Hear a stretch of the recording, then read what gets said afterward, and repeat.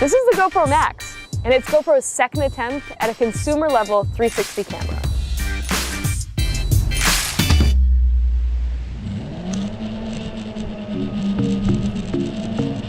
Last year, Insta360 came out with the 1X, and it totally revolutionized the idea of what a 360 camera could be used for. First off, footage shot with the 1X was stitched in camera, and then you were able to edit it right on your phone and upload to social platforms almost instantly. Secondly, they marketed it not as a 360-degree camera, but instead a camera that could shoot 360 degrees of possible angles. Now, fast forward a year and we have the GoPro Max, which is the successor to the GoPro Fusion that came out in 2017. That was filled with all of the headaches of 360's past. It required 2 memory cards, you had to stitch the footage on a desktop, but they overhauled all of that with the Max. And they in turn made a really accessible 360 camera, which makes me believe I might continue to actually use this thing.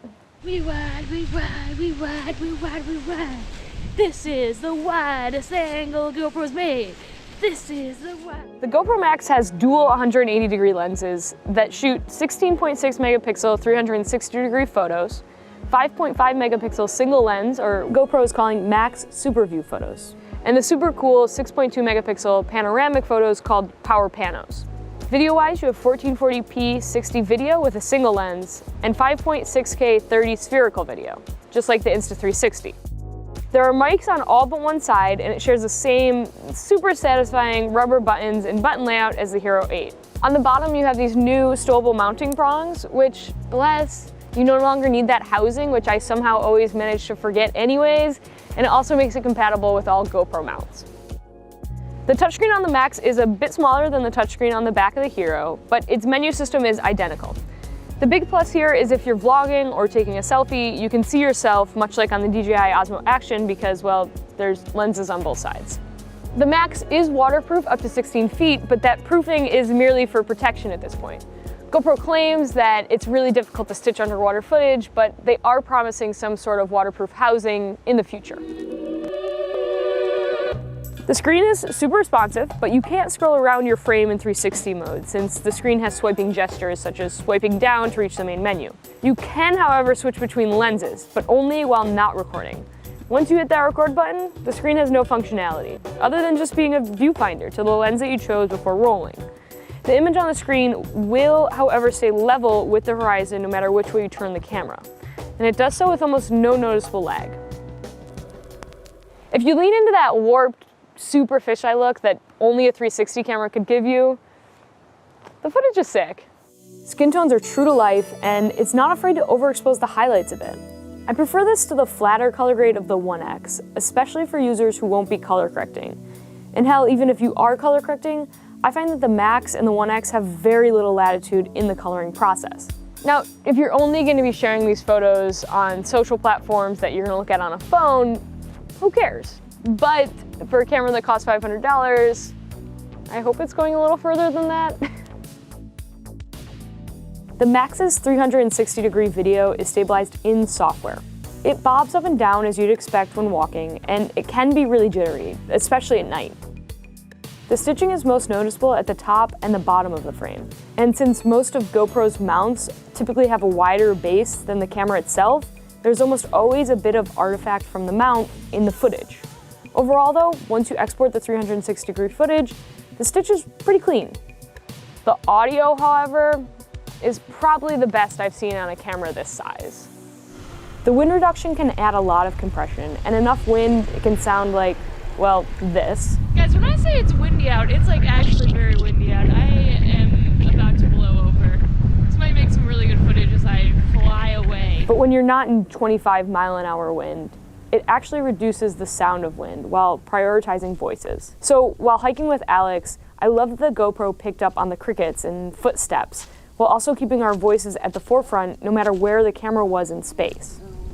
Yeah, and I think it's gonna be a long, long time. And then there are those power pano photos. I gotta be honest guys, I had a tough time not showing you these photos before this video dropped. I mean, first and foremost, they make taking a panoramic photo a lot easier, and you don't have to stand there and slowly and robotically move your phone across the landscape. I was really surprised at how crisp these photos turned out too. even on a desktop, they still look really cool. The time warp feature in 360 mode, which is when the Max just records a time lapse, is really cool, but it's a total battery killer. I saw my battery drop 15% off a fresh charge while shooting this time warp, and I let it record for all of 10 minutes.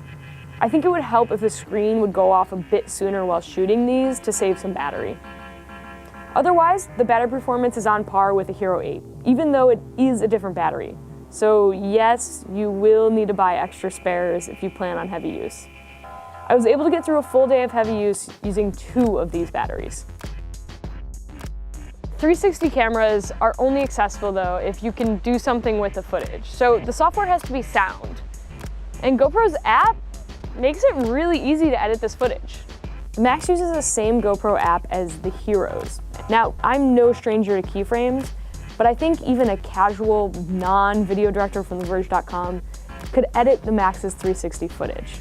And I actually enjoyed editing it on the app. GoPro also has a 360 desktop app called GoPro Player, which mirrors the mobile app experience with added codec options at export. You have H.264, ProRes, HEVC, and as far as 360 editing goes, I was blown away by its ease. Okay, so there's this whole other mode on the Max called Hero mode, and it's basically just when the camera is using one lens as opposed to 2.